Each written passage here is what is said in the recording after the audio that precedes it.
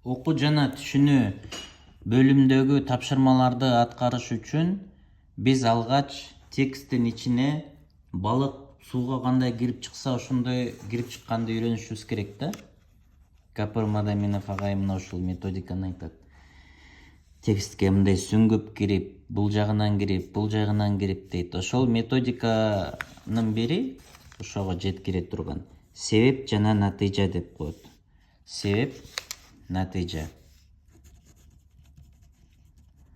Себеп, натыйжа бул акыл эмгегинин маданияты деген мына Гапыр Мадаминов агай жазган китеп бар. Ушул жерде акыл эмгегинин маданияты эмнелерден турат дегенде, ушул себеп натыйжаларды билүү, табуу,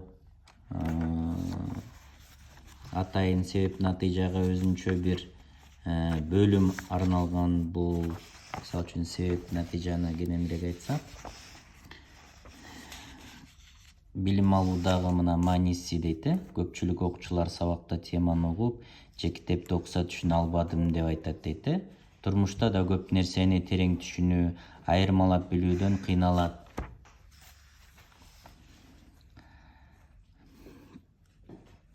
Бул абалдын көп себебинин бири бул себеп натыйжаны таба албастык болуусу мүмкүн дейт. Мына көрдүңөрбү? Анан себеп натыйжа боюнча кененирээк маалыматтар берилген. Алып окуп таанышсаңыздар болот. Мен болсо муну практика жүзүндө кичине көрсөтүп берейин. Биринчи мисалды алабыз. Адамдар ар түрдүү дейт.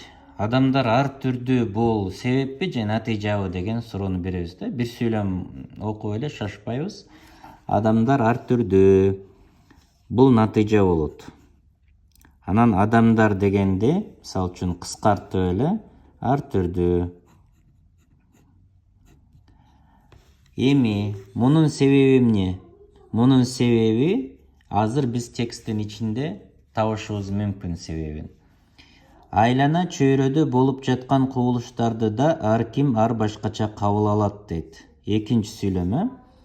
Айлана чөйрөдө болуп жаткан кубулуштарды ар ким ар кандай кабыл алат дейт.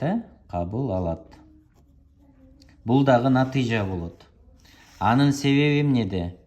Себеби биринчи сүйлөмдө дагы, экинчи сүйлөмдө дагы бизге натыйжаларды эле айтып атат да. Балким булардын себебин азыр биз текстти окуп